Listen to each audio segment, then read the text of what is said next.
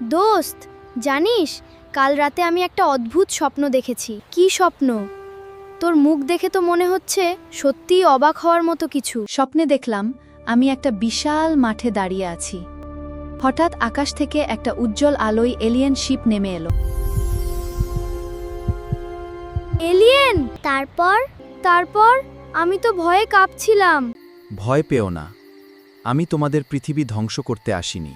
আমি এসেছি সবচেয়ে বড় শক্তিটা মনে করিয়ে দিতে। সবচেয়ে বড় শক্তি? হ্যাঁ, এই বইয়ের প্রতিটি পাতায় আছে নতুন কিছু শেখার সুযোগ। যে শিশু প্রতিদিন একটু একটু করে শেখে, সে ভবিষ্যতে অনেক বড় কিছু করতে পারে। তারপর তুই বইটা খুললি? হ্যাঁ, বই খুলতেই দেখলাম বাংলা, ইংরেজি, সংখ্যা, প্রাণী, বিজ্ঞান, ধাঁধা। মজার তথ্য তো কি!